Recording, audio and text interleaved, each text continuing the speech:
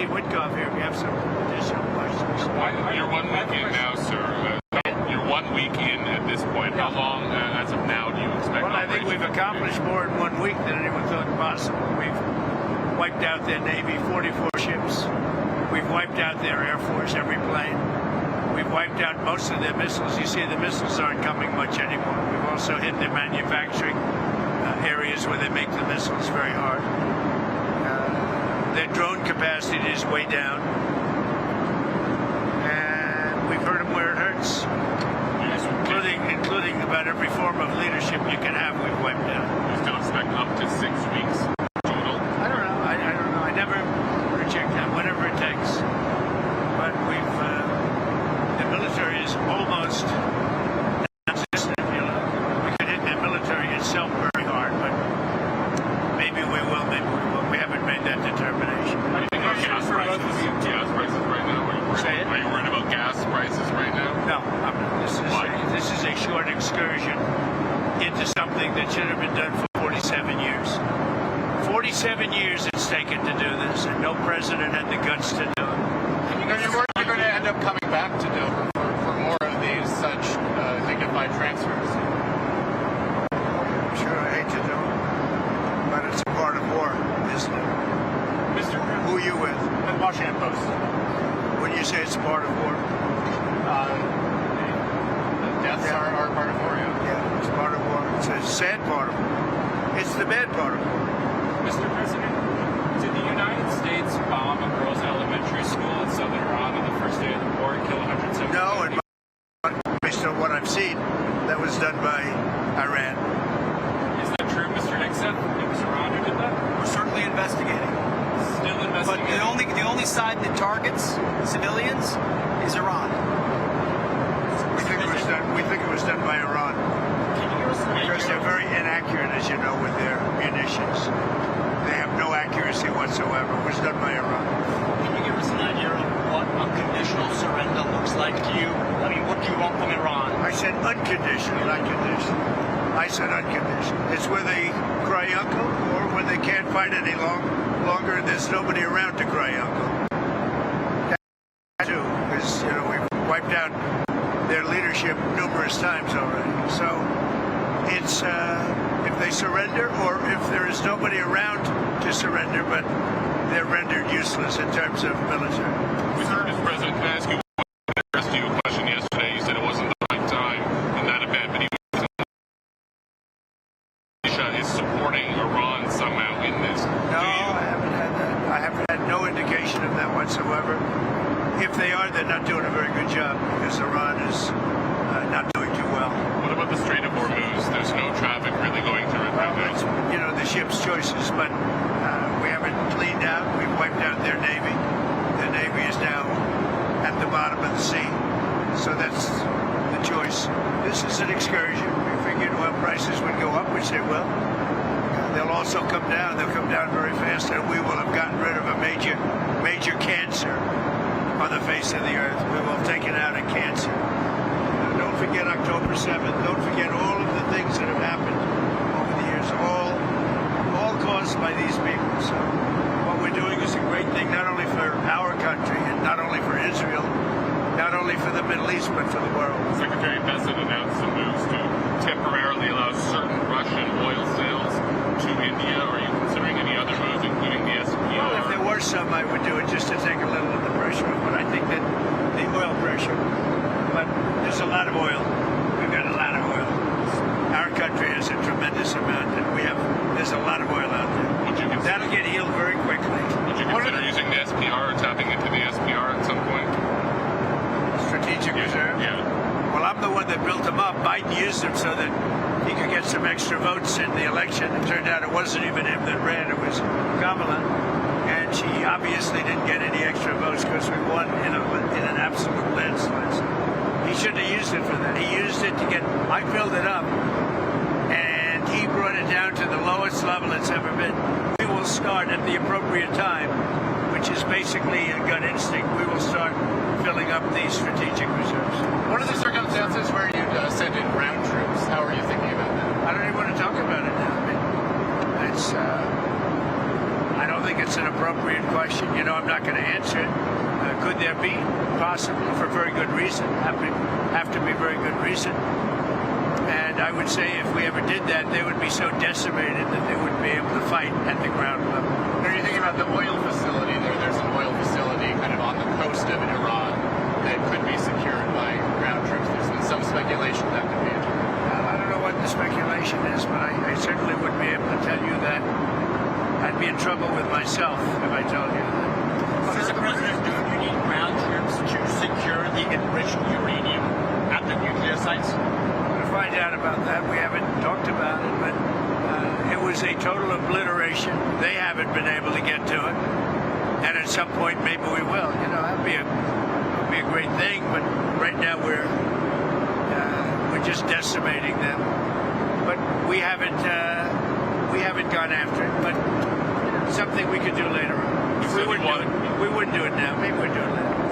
Do you want to be involved in the selection of the next leader of Iran? Can you talk to me? Well, because I don't want to just come back every 10 years, and mostly you'll have presidents, that won't do that because they don't get it. But we don't want to come back every 5 years or every 10 years and do this. So we want to pick a president that's not going to be leading their country into a war. Do you have any questions for Pete or Steve? Come on up. Mr. Whitlock? Steve, come on up. Mr. Whitlock, is there still space to do a deal with whatever is left of the Iranian government? I think there is. I think that's going to be up to the president. That's what I think.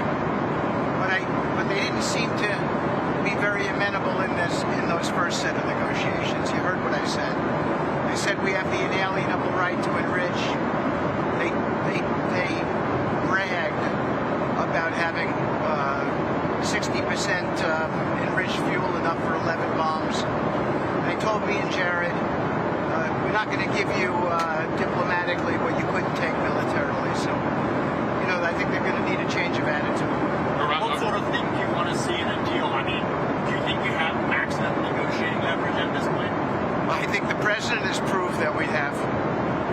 Iran today accused the U.S. of A lot of negotiating leverage, maybe maximum, but we're not looking to settle. They'd like to settle. We're not looking to settle. Iran accused The British government has now offered use of some. The British government has offered use of some bases now, and you had previously said you were very disappointed in them. The two aircraft carriers. I mean, about British bases. Did you see my response that I just put out? I just put out a response. You mean the offer to send two aircraft carriers? Maybe, but they're not sure. I just put out a response to them. I said, we don't need them. It's not the right time. It would have been nice to have had them 2 weeks ago, but the response I put out, I think, says it very well for you. Iran today accused the U.S. of hitting a desalination plant in Iran, and they said that might open the door to other strikes on infrastructure, non-military infrastructure. Also open the door to other strikes against them. Look, let me tell you about Iran. They are among the most evil people ever on earth. They cut babies' heads off. They chop women in half. What they did, take a look at October 7th. Take a look at what they've done over the last 47 years. So I know nothing about a desalinization plant other than to say, if they're complaining about a desalinization plant, we complain about the fact that they shouldn't be chopping babies' heads off, okay? Mr. Wikoff, have you communicated to the Russians not to send targeting information and other assistance to the Iranians? Strongly said that. And do you believe that they are? I hope they're not. And do you see any evidence? We don't know, but it's not doing very well. If they are, it's not helping much. You take a look at what's happened to Iran in the last week. If they're getting information, it's not helping them much. What would it mean to you if they were, I mean, even if it's not helping the Iranians particularly much, it's still involving themselves in a conflict that they're not... I guess they'd say we do it against them, wouldn't they? Wouldn't they say that? We do it against them? I don't know. Look, they can give all the information that they want, but people they're sending it to are overwhelmed. Russia would be overwhelmed too. Anybody would be overwhelmed. We have the greatest military on earth, and I built it in my first term unfortunately, I'm forced to use it now. But when you look at what we did with Venezuela, when you look at what we did with the Me-Too bombers, it was a very big moment because Iran was going to have a nuclear weapon within 2 or 3 weeks. And that stopped it. And it stopped it cold. And you ask about maybe going back and getting that, something could happen at the right time. Is Iran running out of missiles and drones? Yeah, I think so. Those counterattacks to continue indefinitely. Not only that, manufacturing capability also. We've hit the manufacturing very hard. They're at about 9% of what they sent down in the first 2 days, and we think that's because they don't have that much. We've knocked out about 70% of the rocket, of the launchers. The launchers are a big deal. Very hard to get, very expensive. We want to talk about leverage. With every passing day, we have more and more leverage because we have more and more capabilities. We're hitting them harder and harder, and they have less of an ability to defend themselves. So we're pressing the offensive every single day, creating all the leverage the president needs for the outcoming wars. So it sounds like you think they're running out of one or both of the drones. Well, I think when you look, they're sending in much less drones. They're being decimated now. At some point, I don't think there'll be anybody left, maybe, to say we surrender. But they're being decimated. And when you look, also, all of a sudden they apologized to the Middle Eastern states that they shot at them. I was very surprised to see they did that. But you mark that down as a victory for us and for the Middle Eastern states, who are really friends of ours. But I guess they're not going to be shooting at them anymore. They apologized. And we'll see what happens. But that's a big loss. That's a surrender right there. I called it a surrender today. When they apologized and said they're not shooting at them anymore, that's really a surrender to those states and to us. Anything else? Sir, some Iranians are concerned that the Kurds will carve out kind of an autonomous region as they did in Syria and Iraq. We're not looking to the Kurds going in. We're very friendly with the Kurds, as you know, but we don't want to make the war any more complex than it already is. No. You've ruled that out? We don't want, I have ruled it out. I don't want the Kurds going in. I don't want to see the Kurds get hurt, get killed. We've had a good relation. They're willing to go in, but I've told them I don't want them to go in. And do you think the map of Iran will... I just think the war is complicated enough without getting the Kurds involved. And do you think the map of Iran looks the same after this is all done? That I can't tell you. Probably not. Do you know if any shipping companies have taken the U.S. up on its offer of insurance to go through the Strait of Hormuz? No, we have it set up. We have a great insurance and reinsurance system, but I don't. Sorry, when you talk about... When this ends, we're going to have a much safer world, you know that. So, this is a minor excursion. But when this ends, we're going to have a much safer world. Hey, Sean Hannity here. Hey, click here to subscribe to Fox News YouTube page and catch our hottest interviews and most compelling analysis. You will not get it anywhere else.